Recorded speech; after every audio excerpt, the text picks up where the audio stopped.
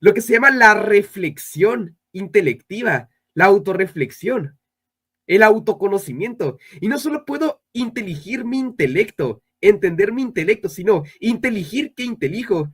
Por ejemplo, yo puedo decir, yo pienso en un elefante, ahora pienso que pienso en un elefante, y pienso que pienso que pienso en un elefante.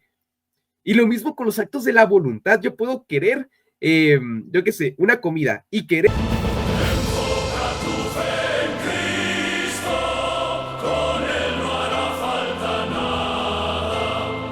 Enfoca tu fe en Cristo, es hora de la batalla. Juan Diego, mi hermano, de La Mente de Juan. A ver, Santo Tomás de Aquino en sus obras sostiene que obviamente el alma humana entonces no depende del cuerpo para existir, ya que obviamente su capacidad de razonar y conocer lo universal indica su naturaleza inmaterial, ¿cierto? Entonces, mi hermano, te pregunto, ¿qué argumentos filosóficos ofrece Santo Tomás de Aquino para demostrar que el alma es inmortal? Ahí está, mi hermano. A ver, cuéntanos. Bueno, Santo Tomás ofrece, la verdad, varios argumentos que creo que no nos llevaría mucho tiempo largarlos, pero bueno, al menos para decir algunos, estaría el argumento de la concepción que tiene el intelecto de las cosas universales. ¿Qué ocurre? Que los sentidos es algo que todo el reino animal tiene y que no lo puede trascender. Llámese sentidos externos, que serían los 5 llamados vista, gusto, olfato, oído, tacto, o llámese los internos, que serían la imaginación, la memoria, el sentido común y la facultad estimativa, que ya pues sería aquella que te permite captar si algo es dañino o no, o conveniente y así. Entonces, esos sentidos en general solo pueden captar lo singular. ¿Y por qué solo pueden captar lo singular? Por el hecho de que precisamente dependen del cuerpo. Cada vez que se ejercitan, siempre dependen de un órgano corporal en que se ejerciten. Y como la materia es el principio de individuación, como se diría en filosofía, por ende, aquello que reciben esos sentidos tiene que ser sí o sí limitado, individualizado. Esa es la explicación última del por qué los perros conocen a este humano, a este otro, pero no pueden captar el humano universal y por ende cosas que vayan más allá. En cambio, el alma espiritual puede hacer eso y precisamente el hecho de que pueda concebir lo universal lo prueba. ¿Qué es lo universal?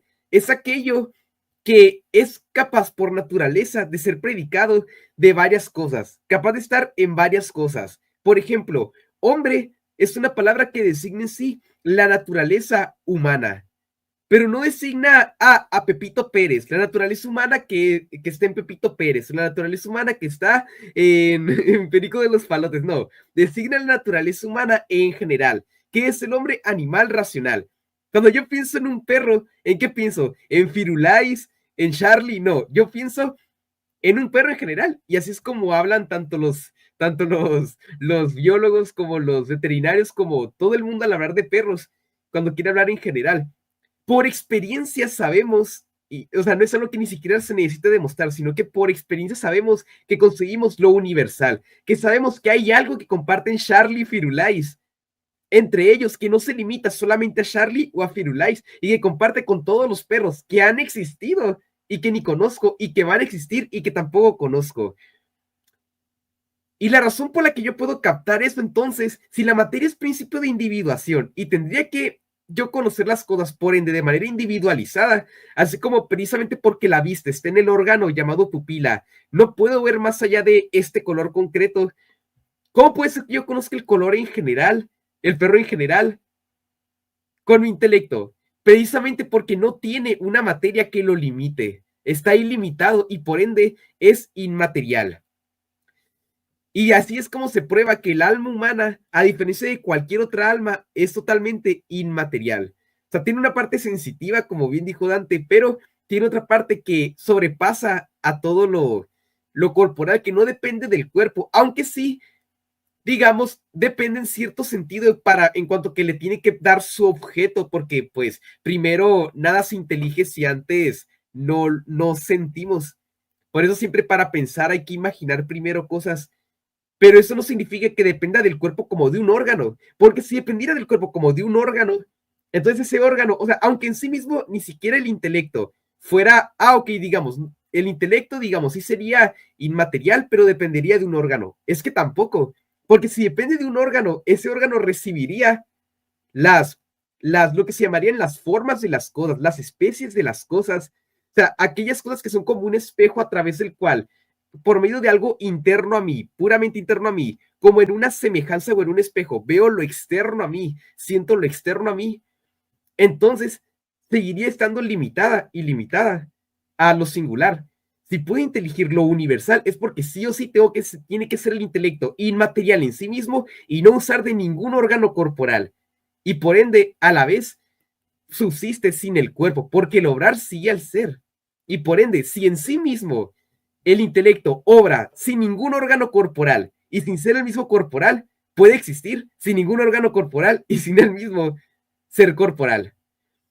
Ese sería el primer argumento. Y bueno, ya si nos vamos encima a cosas ya que tienen que ver con las matemáticas, ni te digo, o sea, vemos, o sea, podemos captar el triángulo en sí mismo, aunque no captemos, y abstrayendo de lo sensitivo, y encima el triángulo universal, y no solamente los triángulos particulares.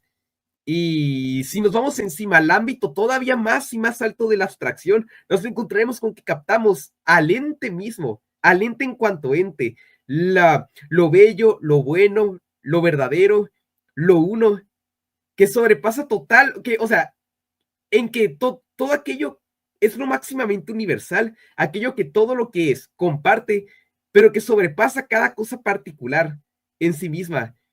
Eso es imposible que lo pueda hacer el sentido y tiene que hacerlo algo totalmente inmaterial como sería el intelecto. Esa sería la primera prueba. La segunda es algo parecida a ella, que es que tiene que ver con la intelección de cosas en sí mismas totalmente inmateriales. Como decía antes, podemos captar la sabiduría, podemos captar la verdad en sí misma en su total abstracción, podemos captar la solidaridad, la amistad, el amor, cosas totalmente, cosas inmateriales. Tú no puedes ver, ni tocar, ni imaginar el amor, la solidaridad, la amistad. Por ende, si la única forma, por eso los perros tampoco pueden hacerlo, ni ningún animal. Así que la única forma de lograr eso es tener una facultad totalmente inmaterial, que no solamente sea capaz de captar lo universal en lo concreto que uno puede ver, sino que a la vez sea capaz de captar cosas que ni siquiera puedes ver.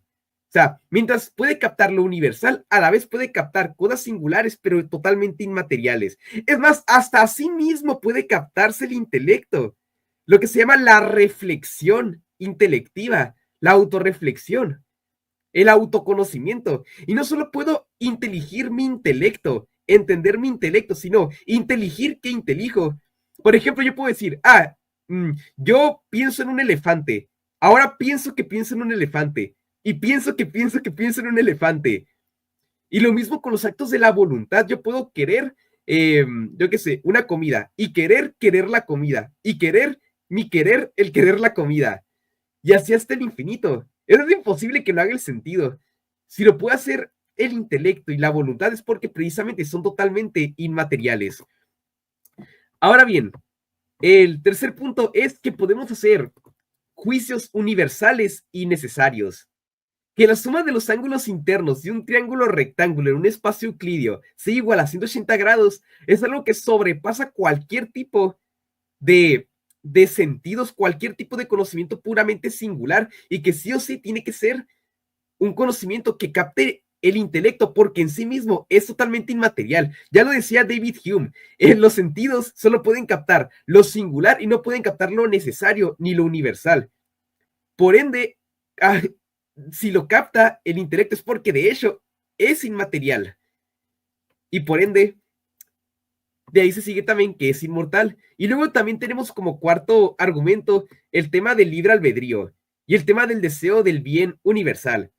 Nosotros, si queremos algo, es porque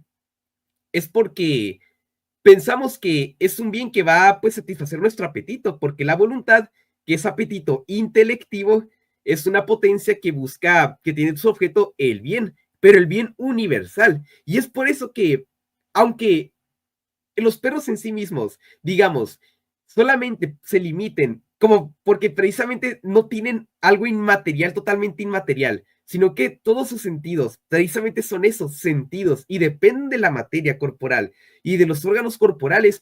Por eso siempre se van a limitar a este bien concreto, ese otro bien concreto. Y por ende, como no pueden ir más allá, que es lo que requiere la inmaterialidad y la intelectualidad, que va, ve lo universal y por ende lo futuro, ve lo que todavía ni siquiera existe. Es por eso que no le puedes pedir a un perro que haga dieta, ni le puedes pedir que en tiempo de celo, pues, no tenga hijos.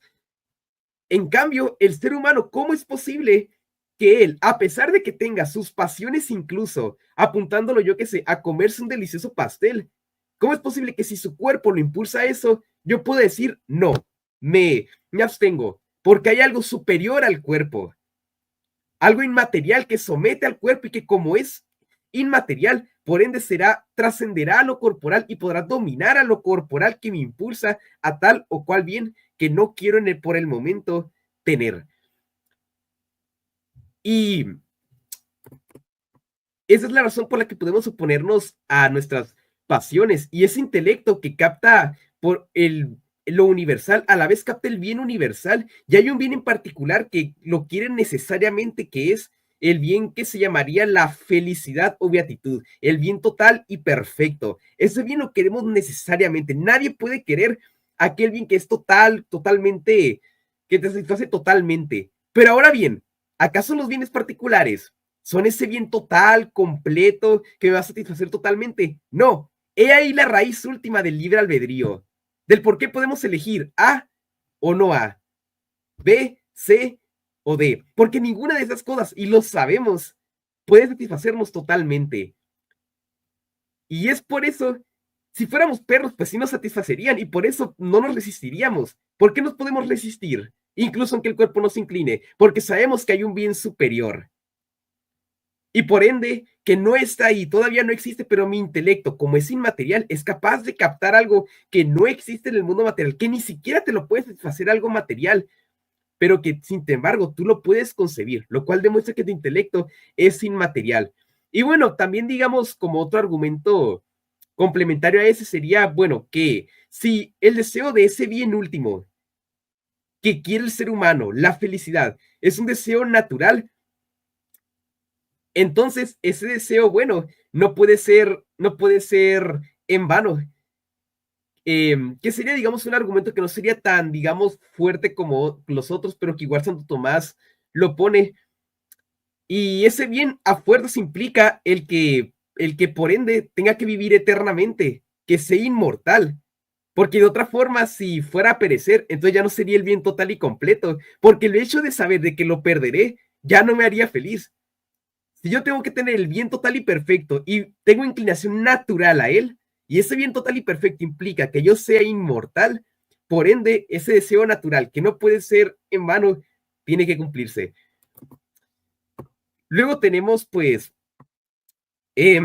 otro argumento que es que, aunque uno vea la complejidad del mundo material y de los animales, sin embargo, vemos que desde los primeros tiempos de su existencia hasta ahora siempre han actuado igual. Ok, nos podrán impresionar las telarañas que han hecho las arañas a lo largo de la historia. Qué complejidad el cómo las aves construyen sus nidos. Pero llevan haciendo los mismos nidos desde hace millones y millones y millones de años sin ningún cambio, totalmente predeterminados.